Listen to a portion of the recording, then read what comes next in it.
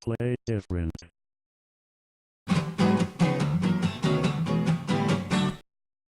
Greetings fellow Mac addicts. In this video we're looking at Bumbler Bee-Luxe, a fantastic arcade game from Dadgum Games, which consisted of husband and wife James and Jessica Haig.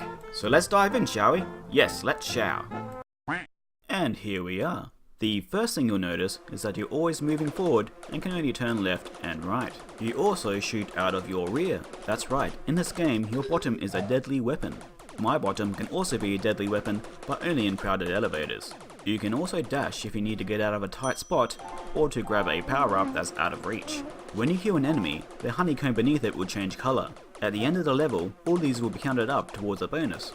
Sometimes the honeycomb will turn red, which means there's a power-up there to be grabbed. Extra lives are awarded when you get big points, and that's pretty much the basics of the game.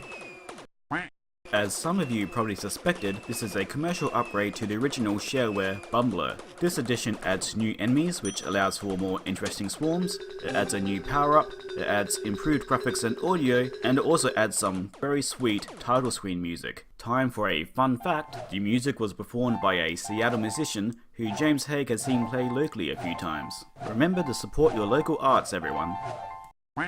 The mechanic of constantly moving forward was a way to simplify the controls, since arcade-style controls can be quite awkward without a joystick, so James Haig was thinking about how to make keyboard controls more approachable for this style of game. It also gave a nice sweeping motion like you'd expect from a bee.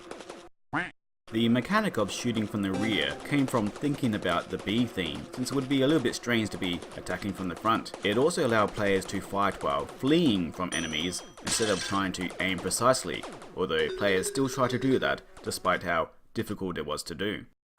The enemy design came from thinking about real insects and how they could translate to game behavior, and then James Haig stretched things a little bit. Designing the movements of the insects was his favorite part of working on the game. He spent quite a lot of time tweaking them to make it feel just right. This level really makes me antsy. Bumbler Bee-Luxe is well known for how hard it is, although James Haig didn't intend for it to be so difficult. He admits himself that some of the swarms are brutal, and if he created them today, he'd do them quite differently. He fell for that old trap when you're working on your own game and get really good at it and have to ratchet things way down for normal players, and he didn't do enough of that. The original Bumbler was even worse in this regard, because there were fewer enemy types. Instead of an interesting mix of beetles and moths and dragonflies, James Haig just tossed in 75 beetles and left it at that. There weren't enough puzzle pieces to work with. This centipede is trying to impede my progress. From a game design standpoint, the biggest influence on Bumbler Bee-Luxe is Robotron, especially in terms of how interesting levels are put together with a small number of different pieces. The way the swarms blend into each other without a hard ending was something James Haig did in an earlier Super Nintendo game he wrote on the side, but it was never published. James Haig has been in the game industry for quite some time. Before working on Bumbler, he just spent 3 years writing games for the Super Nintendo, Sega Saturn, and Mac. Then the company he was working for was acquired by Electronic Arts. He and his wife Jessica, who did a fantastic job on the art in Bumbler Bee-Luxe, decided to try developing games on their own and formed Dadgum Games. They did this for 18 months before James Haig went back to writing console games for a living, and he still does so today. For example, he was design director on Red Faction Guerrilla, which is a fantastic game. After Bee-Luxe, James Haig was working on what he calls a strange little game. In it, the player would walk along a path in a side-scrolling forest and shook trees so that fruit would fly off them. The player would then pick up the fruit so they could throw it into the mouth of a cloud god in the upper portion of the screen.